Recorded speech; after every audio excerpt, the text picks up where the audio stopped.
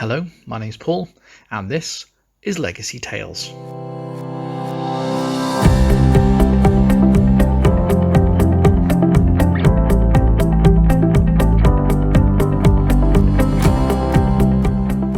During lockdown, I've set myself a challenge to interview people and discover their amazing life stories.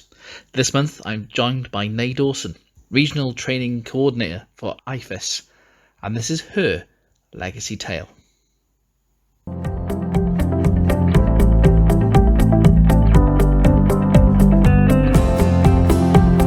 not great at this, so I'm hoping it's recorded.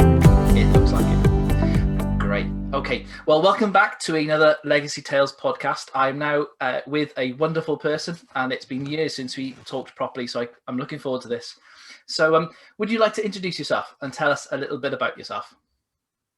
Yeah, thanks so much, Paul. So I'm Nay Dawson. I'm married to John. We live in Southampton, and we've got two little girls, Anya and Agnes.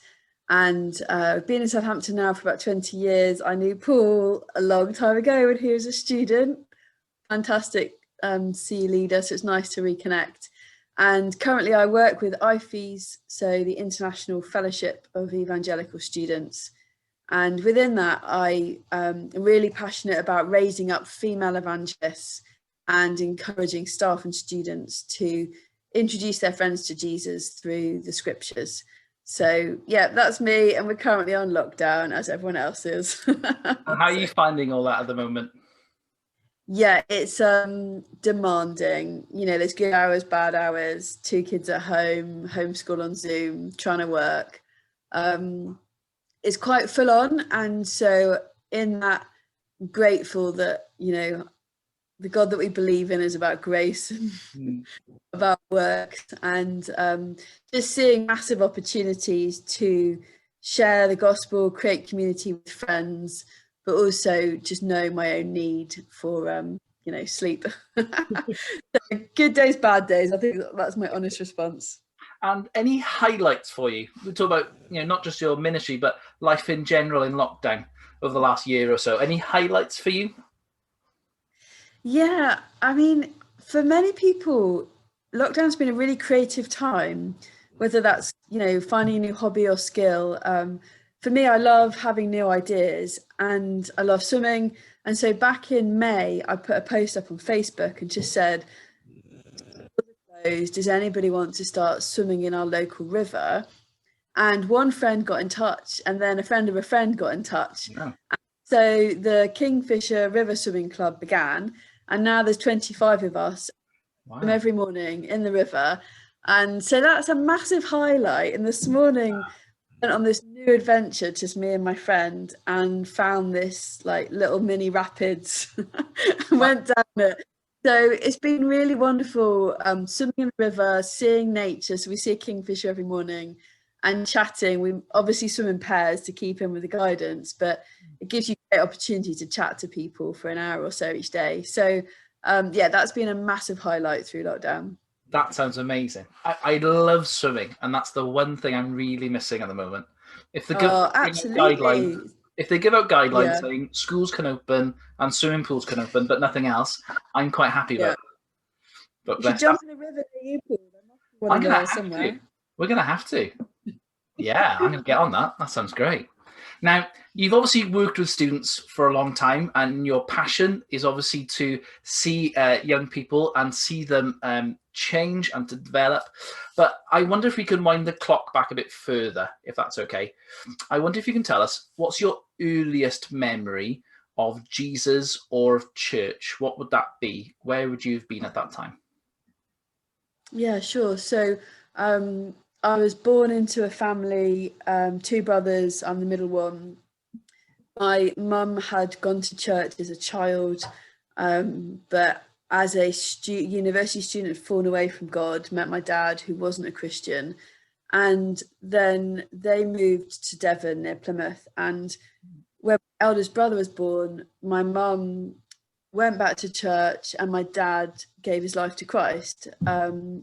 So at that point, I was born and I was in this family. We went to church. And as a young child, I remember being read to like Patricia St. John and other books, and I clearly remember giving my life to Christ as a really young, like 6-7-year-old. It just meant a significant amount to me. By that time we'd moved to near Oxford and went to Killington Baptist Church, which was amazing. But by the age of 7-8, my dad actually had an affair with my mum's best friend and left our family and left the church for good. And well, I say for good until now.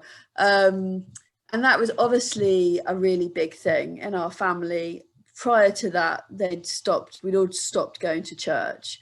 But on that night he left, our amazing pastor and his wife came to our house. They stayed the night.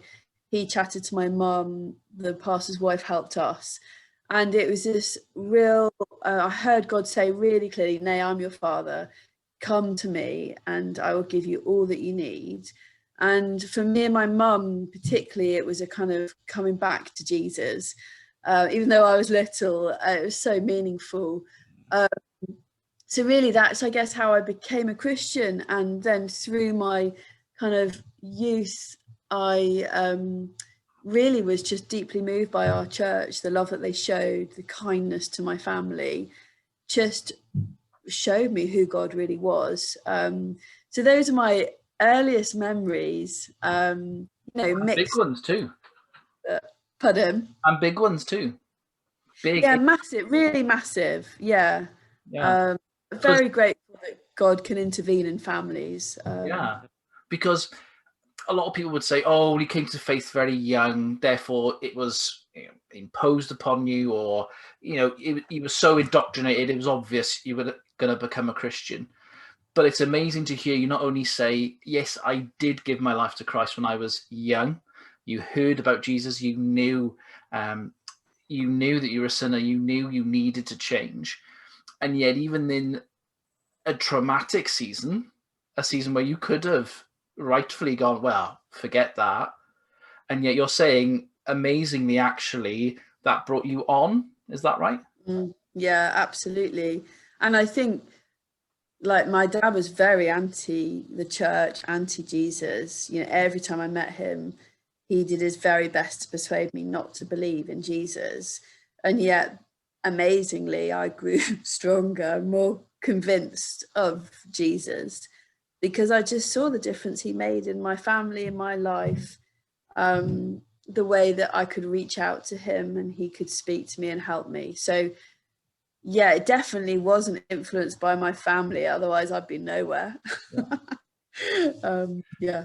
And you're saying you went to a church that you loved and they loved you? Yeah, and even what sort of things did they do then?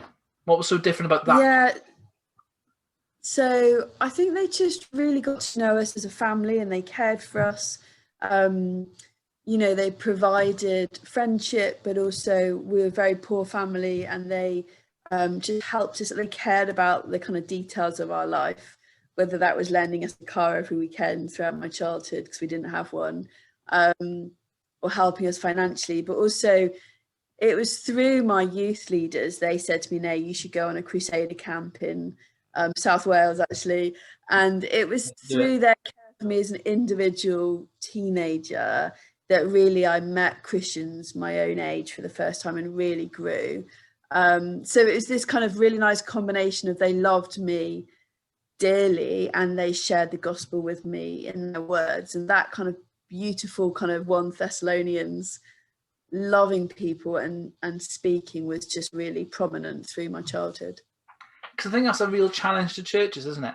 We often see it, particularly with young people, of just, well, hopefully if we impart enough, if we try and hold on to them enough, then hopefully they'll stick around. But from what your story, you're saying it was actually the fact that they loved you. You were part of almost the family. They were willing to give up and help. And therefore, when they suggested, well, why don't you try this? You were more on board. Yeah, and I think, there were very few people my own age at church. There were no girls my own age at church. It was 2 boys, and I didn't maybe get on with them that well. So I was an oddball in some ways. And yet it wasn't a problem for God. And the fact that they just treated me as a person and got to know me lots of people think you've got to go to a church with lots of a vibrant kids work, people the same age as your children, but I'm living proof that you don't need to. So I was just very, grateful for that, actually, that care. It was massive.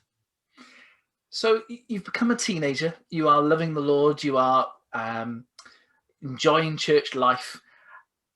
You just mentioned that you went on a Crusader camp in South Wales, obviously the best place to do these things.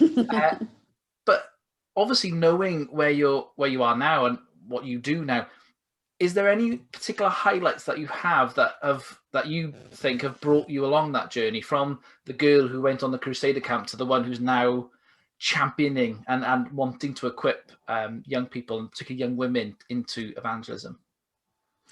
Yeah, I mean, I think the Crusader camps were really amazing because there were lots of young people my age, and really helped me see what it meant to be a Christian, what it meant to follow Christ, to be brave for him. So I would leave the camps really enthused back to my home life, which maybe was a bit difficult actually. But in school, I decided to set up a Christian union. I was the only public Christian in my entire school of like 1,500 kids. Wow. And I set up a Christian union. There's about 8 or 10 people came every week. And then I decided to ask if I could do assemblies. So as like I think it was a year 9 student, I would do assemblies on my own.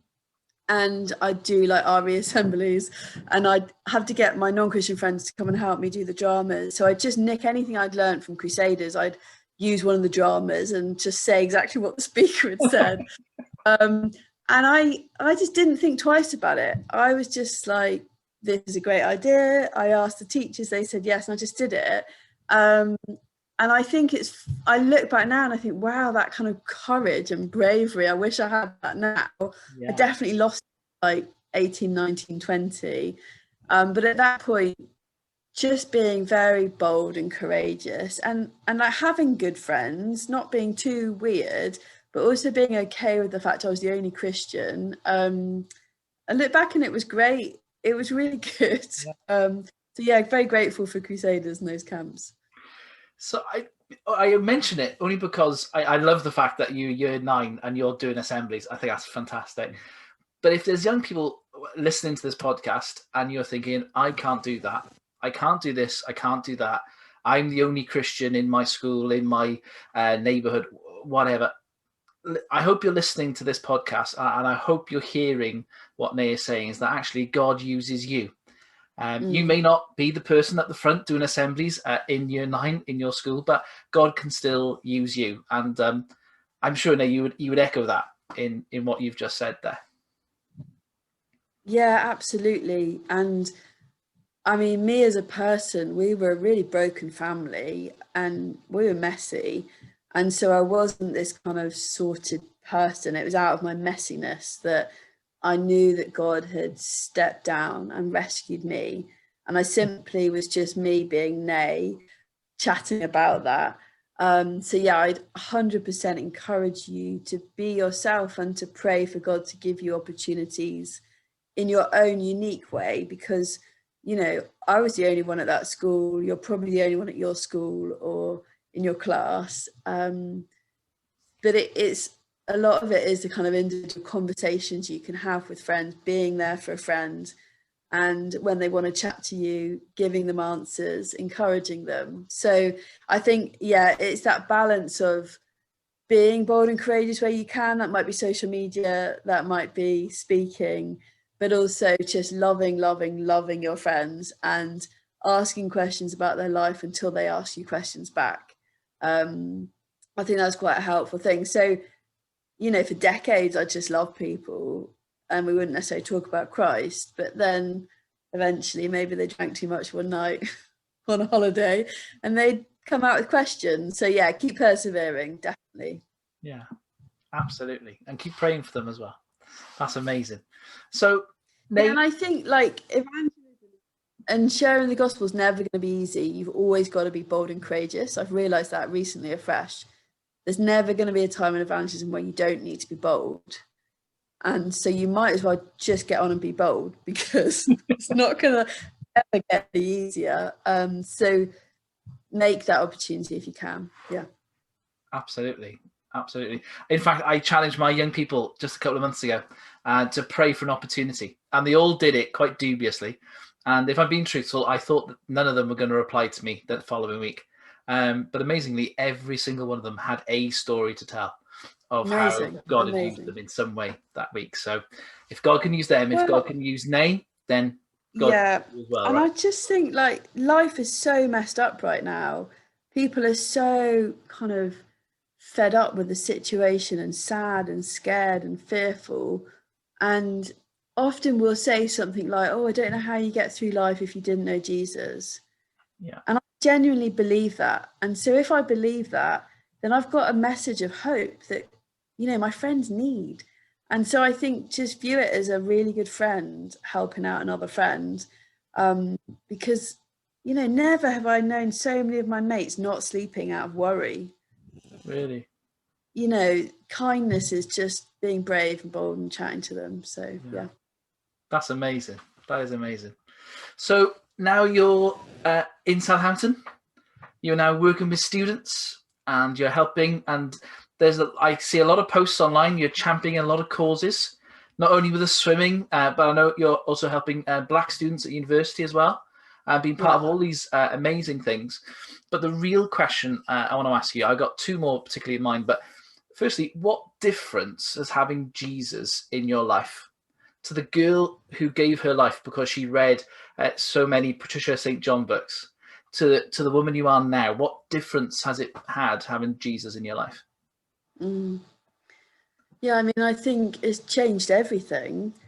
And particularly now, right now, I just think I can't imagine who I'd be without Jesus, without knowing that he has created and sustained this world and upholds it by his word.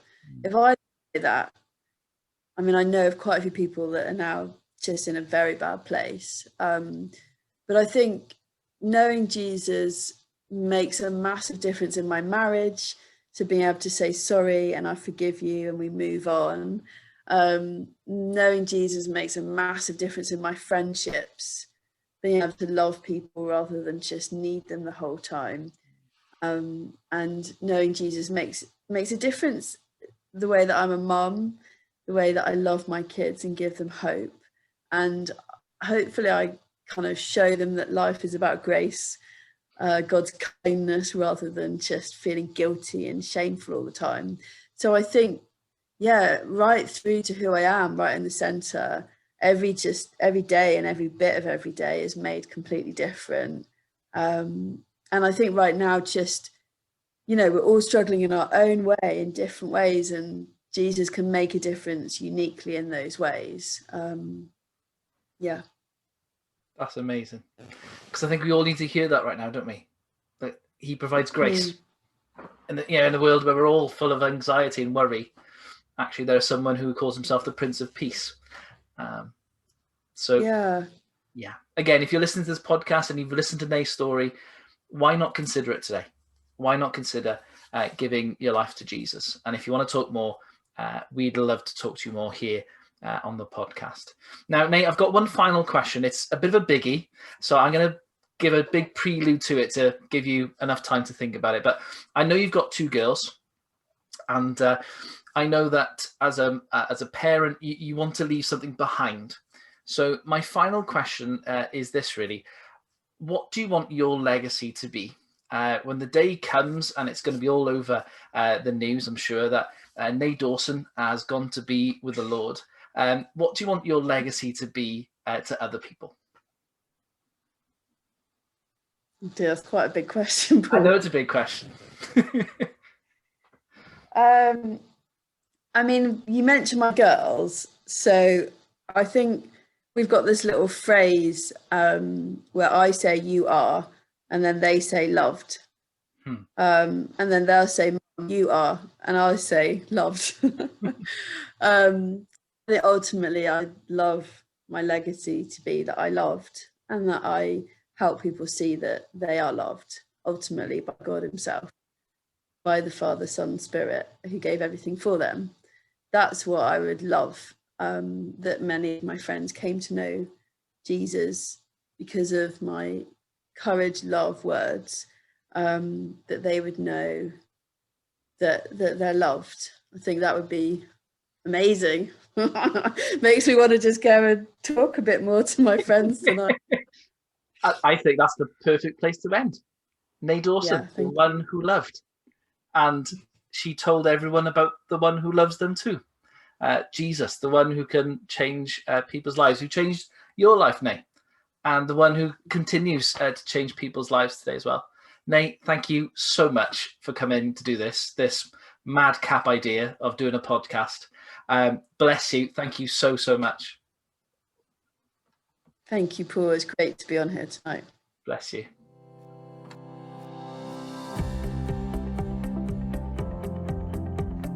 That was amazing. I just want to thank Nay for taking time out of her busy schedule to be part of this podcast. She's involved in so many fantastic projects and initiatives. To find out more, head over to www.naydawson.com. That's www.naydawson.com. If you'd like to know more about the Christian faith and how to become a Christian, then please do get in touch with me on the podcast via social media or by email at paul.davis@countiesuk.org. It's great to see so many of you enjoying this podcast from around the world. Please like and share this podcast with those around you and subscribe so you don't miss another one. Thank you so much for listening, and I'll see you next time for another Legacy Tale.